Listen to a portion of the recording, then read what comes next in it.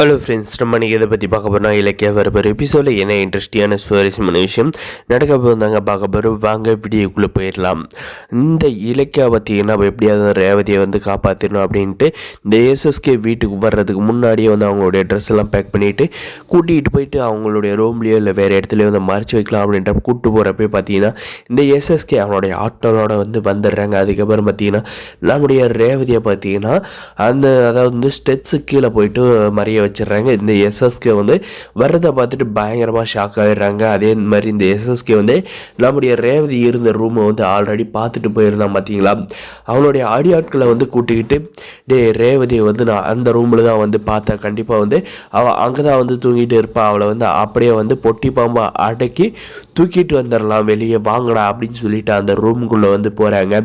போயிட்டு ஓப்பன் பண்ணி பார்த்தா அவங்களுக்கு வந்து பயங்கர ஷாக்குங்க. ஏன்னா வந்து அந்த இடத்துல வந்து ரேவதி இல்லாதனால மறக்காது சப்ஸ்கிரைப் பண்ணிச்சுக்கோ. அதுக்கப்புறம் பார்த்தீங்கன்னா எப்படி நம்ம வந்து இந்த வீட்டுக்கு வரோன்னு தெரிஞ்ச அந்த ரேவதி வந்து எஸ்கேப் ஆகியிருப்பா. நம்ம வந்து கன்ஃபார்மாக பார்த்துமே ரேவதி வந்து இங்கே தானே இந்த ரூமில் தானே வந்து இருந்தா, இப்போ வந்து எங்கே போயிருப்பா அப்படின்ற மாதிரி வந்து இருக்கிறப்ப பைரவி நான் வந்து அந்த ரேவதி எங்கே தான் பார்த்தேன், எங்கே வந்து ஆளை காணமே அப்படின்ற மாதிரி வந்து கேட்குறாங்க. அதுக்கு பார்த்தீங்கன்னா எனக்கு என்ன தெரியும், நான் வந்து வந்ததுலேருந்து அவளை பார்க்கவே இல்லை அப்படின்ற மாதிரி வந்து இந்த பைரவி வந்து சொன்னதும் பார்த்தீங்கன்னா இந்த நம்முடைய ஒருவேளை வந்து அந்த இலக்கியா வந்து உன்னை வந்து வாட்ச் பண்ணிக்கிட்டு இருந்தாலும் நீ வந்து எனக்கு வந்து கால் பண்ணி சொன்னதுமே வந்து அவள் வேணும்னு வந்து இந்த எஸ்எஸ்க்கு என்கிட்ட வந்து இந்த ரேவதியை வந்து காப்பாற்றுறதுக்காக வந்து போயிட்டு இருப்பா, கூட்டிகிட்டு போய் எங்கேயாவது வந்து மறைச்சி வச்சுருப்பாளோ அப்படின்ற மாதிரி வந்து யோசிக்கிறாங்க.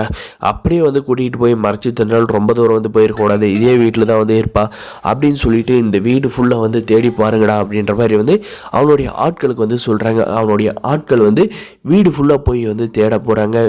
நம்முடைய ரேவதி வந்து மாட்டினாங்களா இல்லை அப்படின்றதாங்க வந்து இன்ட்ரெஸ்டிங்காகவும் சுவாரஸ்யமாகவும் வந்து இருக்க போகுது. அப்படி மட்டும் மாட்டிட்டாங்களான்னா பெரும் பிரச்சனையிலேருந்து நம்மளுடைய இலக்கியா வந்து மீண்டு வருவாங்களான்றது தாங்க கொஞ்சம் சிரமமான விஷயம்.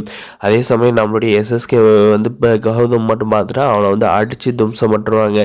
எதுக்காக இங்கே வீட்டுக்கு வந்தேன் அப்படின்னு சொல்லிட்டு போலீஸ்க்கெல்லாம் வந்து கம்ப்ளைண்ட் பண்ணி அவனை தூக்கி உள்ளே வைக்கிற அளவுக்கு வந்து பண்ணாது வந்து கண்டிப்பாக வந்து விட மாட்டாங்க.